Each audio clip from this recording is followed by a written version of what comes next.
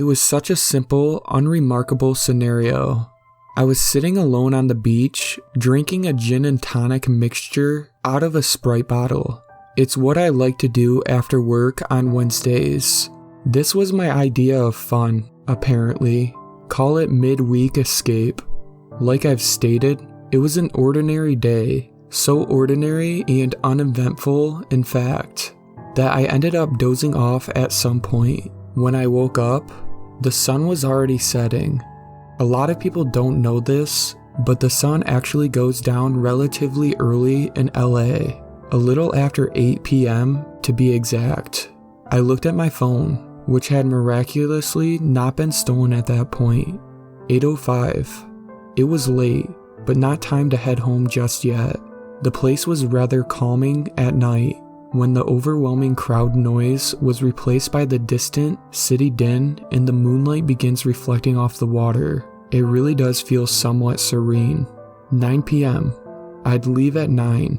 At 8:50, I decided to get up and start walking across the shoreline. The cool water brushing over your feet was a good feeling after having them on the hot sand for hours. As I was walking, I noticed something shiny just ahead of me. When I got over there, it became apparent that it was just a label of a glass bottle reflecting the moonlight. People who threw trash into the ocean always pissed me off. I moved over there and fished it out, planning on throwing it out where it actually belonged. But it was obvious that this wasn't just somebody's empty soda bottle. There was a rolled up piece of paper stuffed inside. In addition to that, it seemed to be wrapped in reflective tape. That's why I saw it so easily. A message in a bottle. I thought it was cute.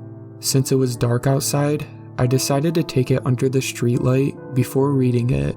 I mean, it was probably just a messy ramblings of an elementary age kid or something. At any rate, I suppose I thought it must have been interesting enough to take a look at it before tossing. But what I read put me into a state of absolute incredulity. This is what was written onto the paper. They were coordinates, a date and a time. But I suppose what scared me the most was the actual message messily scrawled near the bottom. The man in black will be there, but please don't go. There was nothing on the ship. There was nothing. Of course, this was all extremely hard to decipher. It looked as if the person who wrote this was rushing hard. May 26th, 4 a.m. was the date written. That was today, I thought. Well, tomorrow actually, I suppose. I simply stared at the paper for the longest time, trying to make out some kind of determination regarding what the hell this was supposed to be. But what was I supposed to think about this? A part of me wanted to simply forget about it. I mean, why should I care about some obscure message I found floating around in a bottle in the ocean? But there was another part of me, the part that leads people into making bad decisions. We don't always fear the unknown. Sometimes we're just curious about it. That's why I didn't stop there. I called up one of my buddies, Killian, who I knew would be interested, and told him all about it. At first, he tried accusing me of writing the message myself in an attempt to trick him into this. That's the stupidest shit I've heard in my life, I remember telling him. Eventually, he relented. I guess he realized that his accusations were absurd. At around 3:30 a.m., we began heading over to the address. It wasn't necessarily in a bad part of town. It was just in a relatively deserted part. The address seemed to correspond to a small, abandoned strip mall that looked ready to be completely torn down. We parked all the way down the street, using nearby woods as cover as we made our way towards it. Eventually, we found ourselves directly across from the place, peeking at it through the thick bushes. In retrospect, this all should have seemed so childish. I mean, we were like kids spying on something restricted to us.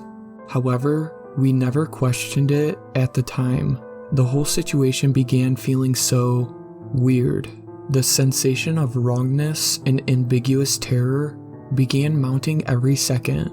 I could tell that Killian was feeling the same way, but none of us ever said anything, so we just waited to see what would happen.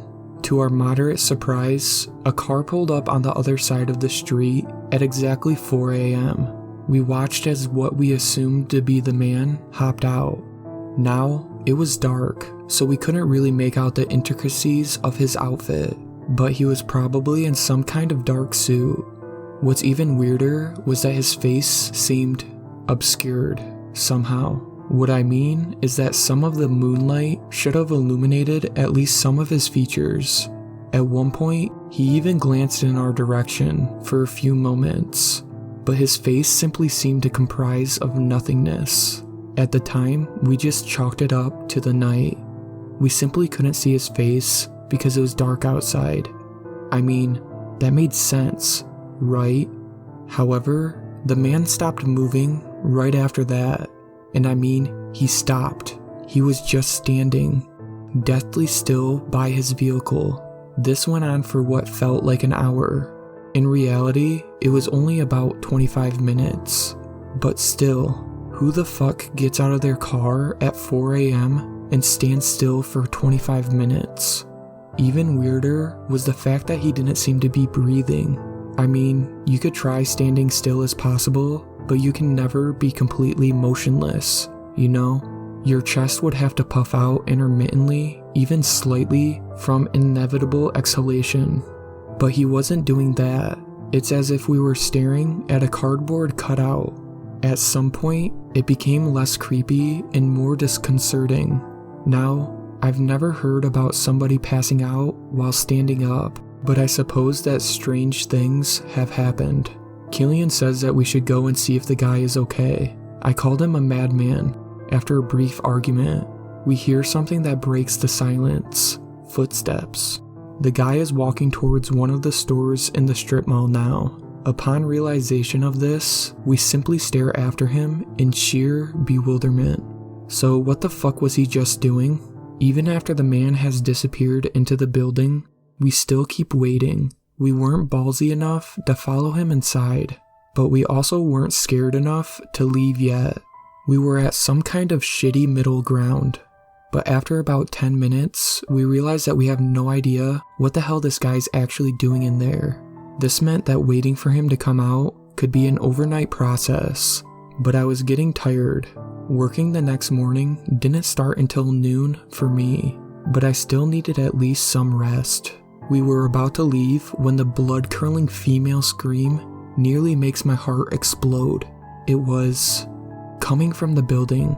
We were in shock for the first few seconds, so we don't take immediate action. It's when the subsequent scream jolts us back into reality where we decide to call 911. But what the hell are we gonna tell them? Killian asks me. Hell if I know, I responded. But we gotta do something, right? We call the police and the operator tells us that somebody will be over within the next 20 minutes. But the situation starting to seem more and more urgent. Please, help me now. Somebody calling out now, and it sounds like they're in pain. Fuck it, I hear Killian mutter under his breath. He pulled a pistol out of his wristband. Come on, cops are slow. Yeah, well I don't have a gun, asshole. Fine, then stay here. Before I can stop him, he gets up and starts bolting towards the mall. I realize that I need to make a decision within the next split second, so I run after him. Although he was an impulsive idiot, I didn't want to see him wind up dead. Besides, I was pretty sure that he had no idea how to shoot that thing. I caught up to him just as he was stepping through the entrance. The screaming and pleading was still going on, so we kept going deeper down the hallway. However, we had no idea where to go. Wait, why couldn't we figure out where to go? The answer soon became obvious. The screaming had maintained the same volume ever since we entered. We couldn't tell where it was coming from. Hell, I'm inclined to believe that the screaming was still as loud as when we heard it from the forest. I think Killian realized this at the same time I did. He dropped his gun for a second, and I could hear his breathing tighten. It was the exact moment where the screaming ceased altogether. Instead, it was replaced by a steady, rhythmic set of footsteps. But just like the screaming, we couldn't tell where it was coming from, trying to create a better sense of direction in this sudden claustrophobic space. I fumbled around in my pocket for my phone. Eventually, I got it out and turned the flashlight on. There was nobody in our perceptible vicinity, although I could still hear the footsteps. I mean, it sounded like they were coming from everywhere. At some point, I managed to illuminate what appeared to be a message carved into the wall. "Why are you following me?" And then suddenly, we could see him. What I could only assume was the man in black. He was wearing a suit, black blazer, black shirt, black pants, and black shoes. But I couldn't see his face. Not in the same sense he was wearing a mask though. In the place of where his face should have been, there was nothing. I could see his ears and dark slick back hair, but his features were absent, covered by some kind of endless empty space. It's hard to actually describe, but that's the closest depiction that I could have came to. I could hear gunshots from behind me. Killian was shooting at him. However, the bullets simply seemed to be consumed by the void, taking up the man's head. The man lunged forward, but I managed to get out of the way just in time. Problem is, Killian was standing right behind me. With seemingly inhuman strength, the man hastily grabbed and began dragging him down the hall. I went after them, of course, but it seemed as if the two had quickly vanished into thin air. No more screaming, no more sounds of struggle, and no more footsteps. I was left standing there, petrified to the core. It wasn't long after that until the police showed up. I told them what I saw. I have a feeling that they didn't believe me. I was questioned extensively, but that yielded minimal closure. They searched the entire place, but didn't find his body. They didn't find any bodies, in fact. Killian was declared missing. They tried to stick me with something, but ultimately couldn't. I mean, I didn't do it, after all. The fucking man in black did. However, they found him about 3 weeks later. Killian, he was in the forest, clothing tattered and eyes bloodshot. They could barely get a coherent story out of him. He simply kept saying that the man in black took him somewhere terrible, that he would wake up in the woods every night, and that a strange woman would keep beckoning for him to come inside her cabin. He would try running away from her, but the man in black would always be in his way. In short, he'd gone insane.